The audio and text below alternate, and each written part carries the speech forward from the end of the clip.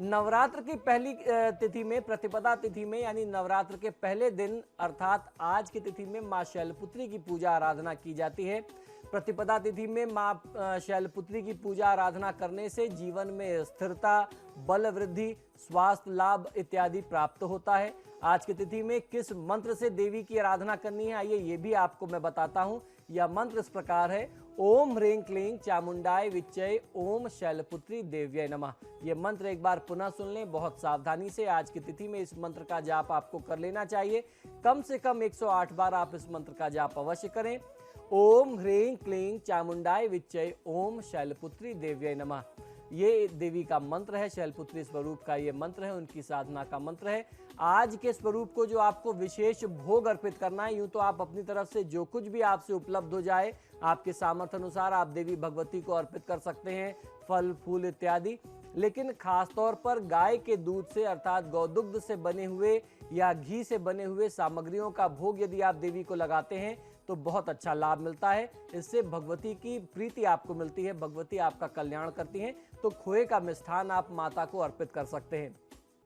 साथ ही अपने समस्त दर्शकों को यह भी बताना चाहूंगा कि ये जो नवरात्र के 9 दिन होते हैं ये वास्तु दोषों को दूर करने के लिए और आपकी कुंडली में जो 9 ग्रह हैं उनमें से अगर कोई ग्रह खराब है उनकी शांति के लिए बहुत ज़्यादा लाभकारी होते हैं। तो नवरात्र की जो पहली तिथि होती है, प्रतिपदा तिथि जो होती है, वह अशुभ मंगल की शांति के लिए बहुत ज़्यादा लाभकारी होती है। तो अगर आपकी कुंडली में मंगल का दोष है, मंगल से जुड़ी हुई कोई समस्या है, तो ऐसे में आपको मसूर की दाल का दान किसी गरीब व्यक्ति को, किसी दरिद्र नारायण को या किसी कन्या को करना चाहिए। इससे आपको फायदा मिलता है।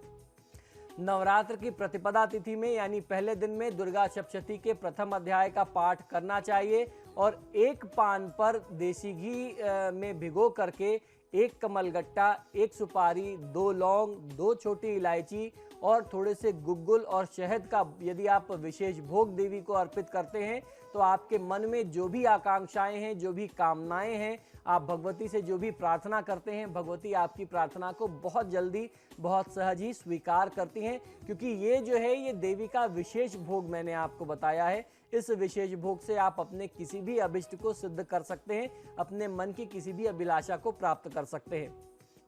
ये नवरात्र का समय जैसे मैंने बताया कि घर के बड़े से बड़े वास्तु दोष को दूर करने के लिए बेहद लाभकारी होता है।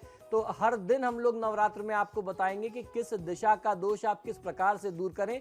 नवरात्र की प्रतिपदा तिथि में यानी पहले दिन पूर्व दिशा में यानी ईस्ट डायरेक्शन में अगर कोई बहुत बड़ा दोष होता है आपके घर में वास्तु से संबंधित तो उसको दूर किया जा सकता है। पूर्व दिशा के दोषों की शांति होती है। आपको करना यह है कि अपने घर के पूर्व दिशा के कोने पर चले जाएं और जो मंत्र मैं बता रहा हूं, जो विधि मैं आपको बता रहा हूं, आपको उस हिसाब से जाप करना है। ह्रीं मामेंद्री देव्यै नमः इस मंत्र का उच्चारण करते हुए पीली सरसों आप अपने हाथ में लेकर के पूरे ईस्ट डायरेक्शन में, ईस्ट वॉल की तरफ आप छिड़क दीजिए।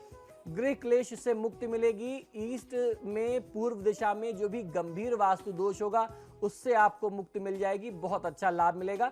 मंत्र एक बार पुनः समझ लीजिए। मंत्र है ह्रीं मामेंद्री देव्यै नमः।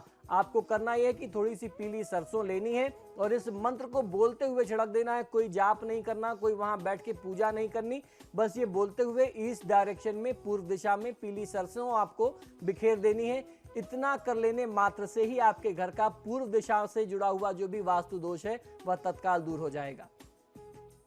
हमारे आज के कार्यक्रम में फिलहाल इतना ही। दर्शकों, एक बार फिर से आप सभी को नव संवत्सर और साथ ही साथ नवरात्र की बहुत बहुत बधाई। पंडित जी, आपका भी बहुत बहुत शुक्रिया हमें स्टूडियो में आने के लिए। धन्यवाद। तो आपके सितारे में फिलहाल इतना ही, लेकिन खबरों के लिए देखते रहिए समाचार प्लस। नमस्कार।